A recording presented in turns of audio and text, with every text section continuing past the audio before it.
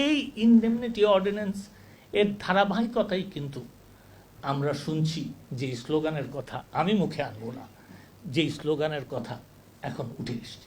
দেখেন, আমি খুব খুশি হতাম যে এই যারা আন্দোলন করছেন, আমি আন্দোলনের কথা অবশ্যই বলব, যারা আন্দোলন করছেন তারা যদি বলতেন আমি কে, তুমি কে, আমরা বাঙালি, আমরা মুক্তিযোদ্ধার সন্তান, এইটা যদি বলতেন আমি অবশ্যই বলতাম যে yes, you have a right, yes we will consider.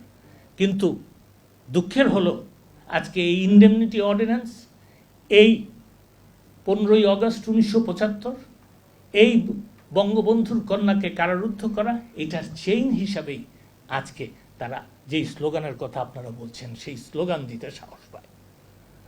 আমরা কোটার ব্যাপারে কি বলেছি দেখেন, সরকারের অবস্থান যদি আপনারা বলেন, সরকার, মাননীয় প্রধানমন্ত্রী 2018 সালে কোটা বাতিল করেছেন। কোটা তো বাতিল করেছেন মাননীয় প্রধানমন্ত্রী। তারপরে 7 জন কি 8 জন মুক্তিযোদ্ধার সন্তান তারা আদালতে মামলা করেছে। কিছুটা আবেগ তাড়িত হয়ে যাওয়াটা স্বাভাবিক। আমি একটু পানি খেয়ে নিচ্ছি।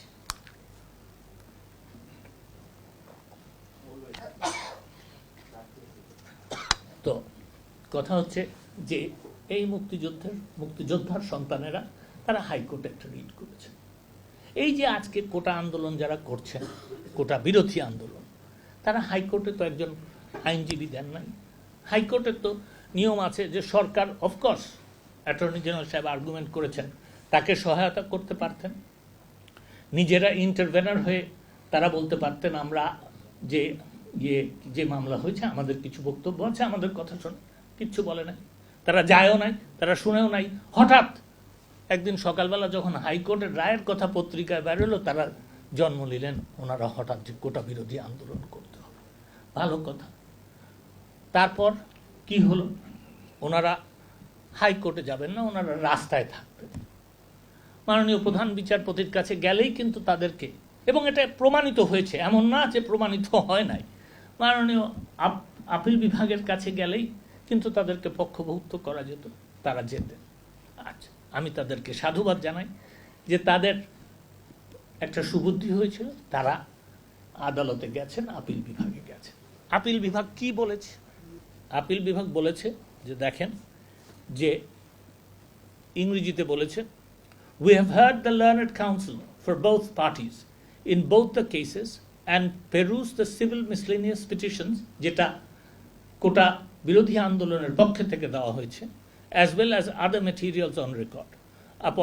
Upon hearing, the parties are directed to maintain status quo in respect of subject matter of the case till filing of civil petition for leave to appeal, মানে আসল আপিল ফাইল করা পর্যন্ত স্ট্যাটাস কো। তারপরে আবার পরিষ্কার করে দিয়েছে, the impugned judgment of the High Court Division, মানে হাইকোর্ট ডিভিশন যে রায় দিয়েছে, shall remain inoperative till that period. In addition, the following observations and directions are given. এক, সকল বাংলায় লেখা, সকল প্রতিবাদকারী কোমলমতি ছাত্রছাত্রীদেরকে স্ব শিক্ষা প্রতিষ্ঠানে ফিরে গিয়ে নিজ নিজ কাজে অর্থাৎ পড়াশোনায় মনোনিবেশ করতে বলা হলো। সর্বোচ্চ আদালত যদি তার দায়িত্ব থেকে এবং তার অভিভাবকত্ব থেকে এই কথাটা বলেন, এটা কি খুব অন্যায় না? এটা তাদের বলার দায়িত্ব, আমি মনে করি এটা তাদের বলার দায়িত্ব। তারপরে বললেন, দেশের সকল বিশ্ববিদ্যালয়ের উপাচার্য, রেক্টর মহোদয়কে ও অন্যান্য শিক্ষা প্রতিষ্ঠানের প্রধানগণকে তাদের ছাত্রছাত্রীদেরকে স্ব শিক্ষা প্রতিষ্ঠানে ফিরিয়ে নিয়ে শিক্ষার উপযুক্ত পরিবেশ সৃষ্টি করবেন মর্মে এই আদালত আশা করেন। এটাও কি আদালতের এই অভিভাবকদের থেকে একটা দায়িত্ব নয়? শেষে স্বতঃস্ফূর্ত প্রতিবাদকারী ছাত্রছাত্রীরা চাইলে আইনজীবীর মাধ্যমে তাদের বক্তব্য অত্র আদালতের সামনে তুলে ধরতে পারেন। আদালত মূল দরখাস্তটি বিবেচনা নিষ্পত্তিকালে তাদের বক্তব্য বিবেচনায় নেবে। সর্বোচ্চ আদালত তাদেরকে এই আশ্বাসও দিচ্ছে যে আমরা সব পক্ষ শুনব, তারপরে আন্দোলন করার কোনো প্রয়োজনীয়তা থাকে, তারপরে কি বলা, যেই স্লোগান দেওয়া হয়েছে সেই স্লোগান দেওয়ার কোনো প্রয়োজনীয়তা থাকে। আর একটা প্রশ্ন উঠেছে যে এটা তো সরকারের ব্যাপার, এটা আদালতে হবে না। আদালতে যখন একটা জিনিস গেছে, সরকারও অপেক্ষা করে যে আদালত কি বলে, তারপরে সরকারের পদক্ষেপ নেওয়া উচিত, নেওয়া হবে, এবং তখনই পদক্ষেপ নেওয়ার সময় হবে। আমরা আদালতের রায় পর্যন্ত অপেক্ষা করব। আমরা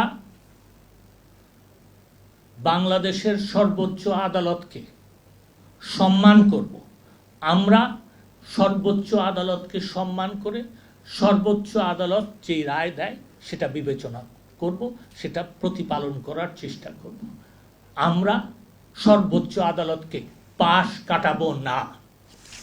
আর এটাও আমার মনে হয় আজকে পরিষ্কার করা উচিত যে দেখেন, যৌক্তিক কথা জননেত্রী শেখ হাসিনার সরকার শুনবে, জনগণের যেটা ভালো হয় জননেত্রী শেখ হাসিনার সরকার সেটা করবে।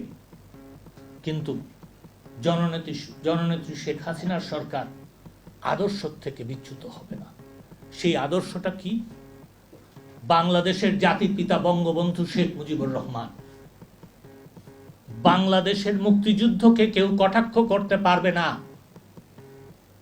বাংলাদেশের মুক্তিযুদ্ধের চেতনাকে কেউ নষ্ট করার চেষ্টা করতে পারবে না, বাংলাদেশের বীর মুক্তিযোদ্ধাদের কেউ অসম্মান করতে পারবে না।